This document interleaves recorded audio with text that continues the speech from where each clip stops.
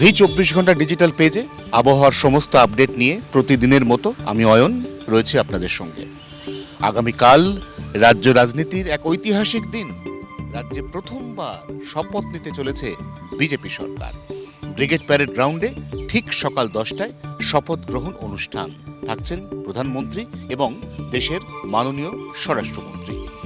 এই অবস্থায় সবার একটা গুরুত্বপূর্ণ প্রশ্ন, ব্রিগেড প্যারেড গ্রাউন্ড একটা খোলা জায়গা এবং ব্রিগেড প্যারেড গ্রাউন্ড ছাড়াও আগামীকাল কার্যত ভোর থেকে বা বলা ভালো আজ রাত থেকে কাতারে কাতারে বিজেপি কর্মী সমর্থক তারা সবাই আসবেন কলকাতায়। অতএব কাল শপথ গ্রহণের সময় আবহাওয়া কীরকম থাকবে সেটা জেনে নেওয়া দরকার। আবহাওয়া দফতর বলছে কাল বৃষ্টি হবে। কাল কলকাতা সহ দক্ষিণবঙ্গের জেলায় জেলায় ঝড় বৃষ্টি, বজ্রবিদ্যুৎ সহ বৃষ্টির সঙ্গে দমকা হাওয়া এবং কালবৈশাখীর পূর্বাভাস। তবে সেই বৃষ্টি বা দমকা হাওয়া অথবা কালবৈশাখী সেটা দুপুরের পর থেকে সন্ধ্যের মধ্যে হতে পারে। শপথ গ্রহণ 10টা থেকে বেলা 1টা পর্যন্ত। সেই সময়টুকুর মধ্যে স্পেসিফিকভাবে কোথাও কোথাও বৃষ্টি হবে কি হবে না এই সম্পর্কে আগাম পূর্বাভাস দেওয়া সম্ভবপর হয় না। এটা সাধারণত আলিপুর আবহাওয়া দপ্তর তাদের তাৎক্ষণিক পূর্বাভাস নাওকাস্ট এর মাধ্যমে তারা বিভিন্ন সময় এই বিজ্ঞপ্তি ইস্যু করে। আগামীকাল, আজ এবং আগামীকাল 7 এবং 8 এই দুদিনকে আপনার বিক্ষিপ্তভাবে বেশিরভাগ জেলাতেই হালকা থেকে মাঝারি বৃষ্টিপাত, তার সঙ্গে সঙ্গে দমকা হাওয়া 40 থেকে 50 হওয়ার সম্ভাবনা রয়েছে। তবে আজকে দমকা হওয়ার সম্ভাবনা বেশি বীরভূম, মুর্শিদাবাদ, নদিয়া, উত্তর দক্ষিণ 24 পরগনা, পূর্ব বর্ধমান এইসব জেলাগুলোতে 40 থেকে 50, বাকি জেলাগুলোতেও 30 থেকে 40 হওয়ার সম্ভাবনা রয়েছে। তবে এটি বিক্ষিপ্তভাবেই হবে।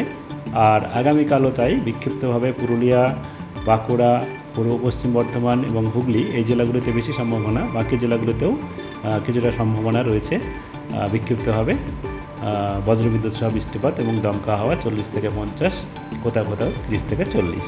কালকে সব থেকে বেশি বৃষ্টি হতে পারে পশ্চিমাঞ্চলের জেলায়, অর্থাৎ পশ্চিমাঞ্চলের যে সমস্ত জেলা থেকে আগামীকাল কলকাতা শহরে বিজেপির কর্মী সমর্থকরা আসবেন তাদেরকে অন্তত পশ্চিমাঞ্চলের জেলাতে বৃষ্টি মাথায় করেই কলকাতায় আসতে হবে এমনই পূর্বাভাস। উত্তরবঙ্গের ক্ষেত্রেও বৃষ্টি চলবে।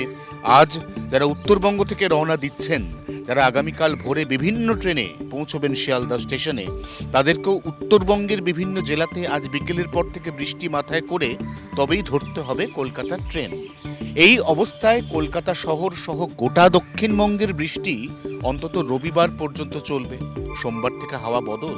সোম থেকে বুধবারের মধ্যে যথেষ্ট শুষ্ক আবহাওয়া এবং তার সঙ্গে পাল্লা দিয়ে বাড়বে তাপমাত্রা।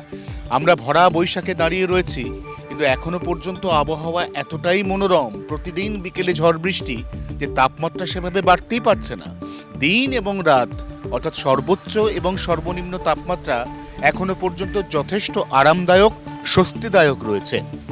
এই অবস্থায় সোম থেকে বুধবারের মধ্যে প্রত্যেকটি জেলার তাপমাত্রা এই মুহূর্তে আজ শুক্রবার যা যা রয়েছে তার থেকে অন্তত 3 থেকে 4 ডিগ্রি পর্যন্ত বাড়তে পারে বা বাড়তে চলেছে এমনই পূর্বাভাস। আবার আগামী সপ্তাহের বৃহস্পতিবারের পর হাওয়া বদলের ইঙ্গিত।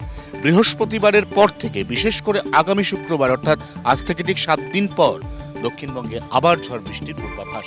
একটা কথা পরিষ্কার যে আমরা বৈশাখের যে তপ্ত দহন জ্বালা দেখে অভ্যস্ত, সেই দহন জ্বালা এই বৈশাখে এখনো পর্যন্ত দেখা যায়নি, হয়তো আগামী 10-12 দিনও দেখা যাবে না। নিঃসন্দেহে এটাই তো পরম প্রাপ্তি, এটাই তো আবহাওয়ার পরিবর্তন। জি 24 ঘন্টার জন্য ক্যামেরায় নবীনের সঙ্গে অয়ন, কলকাতা।